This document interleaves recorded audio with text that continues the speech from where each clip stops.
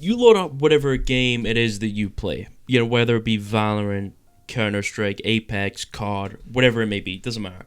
You decided that your aim was a contributing factor towards your failures and decide to do something about it. You look online for help and find someone on Reddit suggesting that you try Kovacs. Never heard of Kovacs before, so you do some digging and come to learn that it's supposedly an aim trainer. You're not entirely sure how it works, but you decide to purchase it and begin using it. At first, you play scenarios like Six-Tail Jumbo Frenzy and Ascended Tracking because they're popular scenarios. After a few days, you don't feel any real improvement and go back to researching. During that time, you discover a community called Voltaic. You join their Discord and find it is a gold mine of information, playlists, and people willing to help. You download some playlists and commit to training 1 hour every day, but after 2 weeks of dedicated grinding, you still aren't seeing any improvement and decide that Kovacs and aim trainers in general just don't work. You go into playing whatever game it is that you started with and become content with your poor mechanics. This happened because aim trainers don't work. How can clicking circles or squares in a game really make you any better, right? There's no complex movements you have to deal with, you don't have to incorporate movement or apply any game sense. Of course it makes sense that aim trainers don't work, because the environment the aim trainer offers is different to that of the environment you play in. Therefore, those skills are non-transferable and a waste of time to try and improve upon. Have you ever thought something similar to this? This is an experience of a huge amount of players who wish to chase the dream of perfect mechanics, and a lot of the reason why many of them fail is an effect I like to call blind improvement, and is the reasons why aim trainers feel like they don't work. Blind improvement is an effect where as you improve at something, you become blind to your own progress. This is why it can feel like you never get any better at anything. I'll explain with a score system to make it easier to understand. So let's say aim is on a scale of about 0 to 1000, 0 being never touched the mouse before, and 1000 being absolute perfection. The average player who does not use an aim trainer likely sits around 30 or 40 points on this scale. Let's say you have an aim score of 40 points to keep things simple, and you begin to start grinding Kovacs. There are many different factors that contribute to the speed of your improvement, but we'll just stick with the simplest example and say you already have a fairly well-balanced playlist of around 60 minutes of length and that you use it every day. If your baseline aim is a score of 40 points, and that is your average, you may bounce around that number depending on a couple of factors like sleep, hunger, fatigue, lack of focus, or other things. So it is safe to say that being an average of 40 points on the aim chart means you may bounce anywhere between 30 to 50 points. On the days you perform at 30 points, you can probably see that your aim is bad that day. It is extremely noticeable and frustrating, and the opposite can be said when you perform at 50 points. You'll realize you're hitting far more shots than usual, and generally, you're feeling pretty good. Now to the understanding of blind improvement. Because your average score is 40 points, you'll feel totally normal performing at that level. The same can be said about someone with an average aim score of 100 points. Now, the 40-point aim player may watch the 100-point aim player and think that their aim is amazing, but to that 100-point aimer, their aim is simply average, because that is their reality. Now, the 100-point player is clearly better than the 40-point player. However, when they are both performing at their average, they will feel the same way about their own aim, even though there is a large disparity between them both. And now we come to the point of this video. When you grind Kovacs properly, you will improve your mechanics. The reason it feels as though you do not is because your brain is adapting to your improvement by setting a new baseline every day your point score changes. If 1 week you're a 40-point aimer and the next week you're a 45-point aimer, you have massively improved, but your average during that time has risen at the same time as your aim. So now, aiming at a 45-point score feels the same as aiming at a 40-point score, because that is your new average. This is why it can feel like improvement is slow or even just not happening, or why people will base your actual aim level off of their aim trainer scores, because it is a tangible, trackable number, and when that number doesn't go up, people believe they are no longer improving, which just isn't true. There are many reasons why your score in Kovacs is meaningless. One of those reasons is the amount of variables that occur during a given scenario. Maybe on your PB you got really good bot spawns, making it easier than it usually is, thus boosting your score without any real improvement.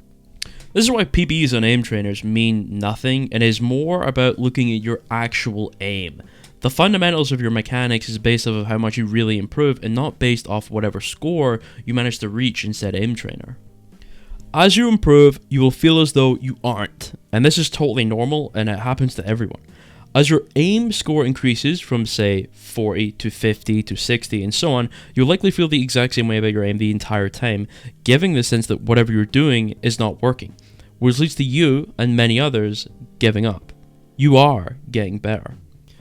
Now let's look at exactly how to improve and how to track said improvement so I can prove what I'm saying is correct.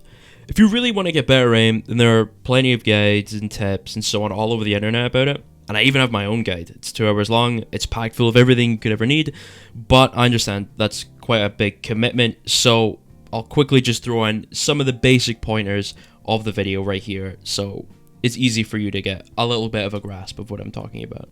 Right, now let's get into some brain chemistry, because I was doing some research on it, and I think it's actually very important, and I've learned quite a bit doing it. A key part to learning and improving is bringing focus to a particular aspect of the training process, okay?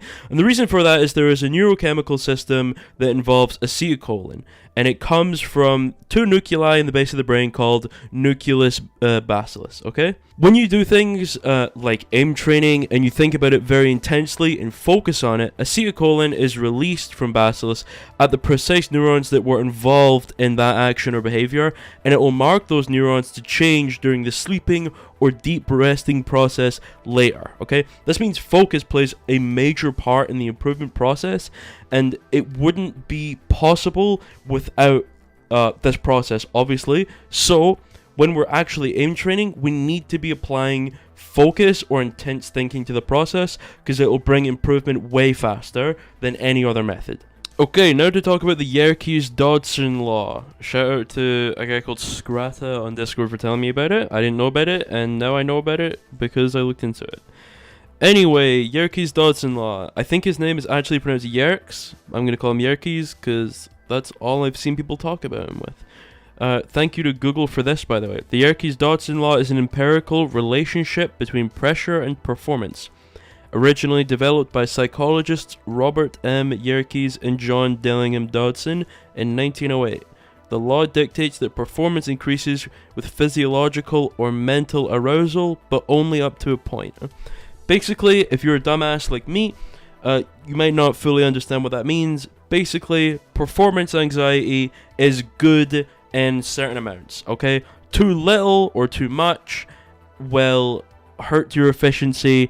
The optimal level of arousal or anxiety will actually push you to peak performance.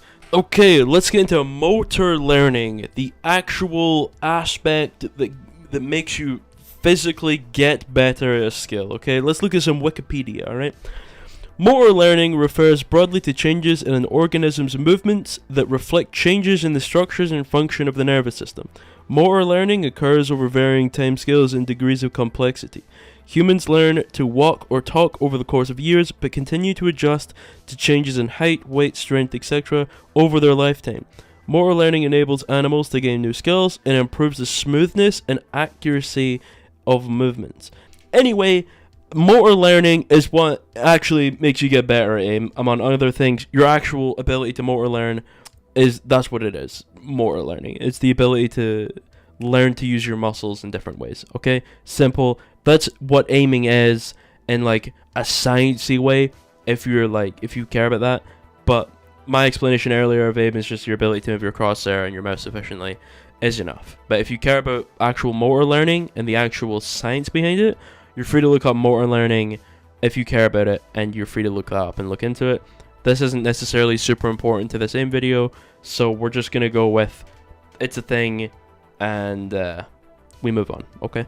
Okay, some more interesting kind of like nerdy stuff. Procedural memory. This is another important part of aim, so let's break into it. Some Wikipedia, because it's simple to understand. Procedural memory is a type of implicit memory, unconscious long-term memory, which aids the performance of particular types of tasks without conscious awareness of these previous experiences. Procedural memory guides the processes we perform and most frequently reside below the level of conscious awareness. When needed, procedural memories are automatically retrieved and utilized for execution of the integrated procedures involved in both cognitive and motor skills, from tying shoes to reading to flying an airplane. Procedural memories are accessed and used without the need for conscious control or attention. Procedural memory is created through procedural learning or repeating a complex activity over and over again until all the relevant neural systems work together to automatically produce the activity. Implicit procedural learning is essential for the development of any motor skill or cognitive activity.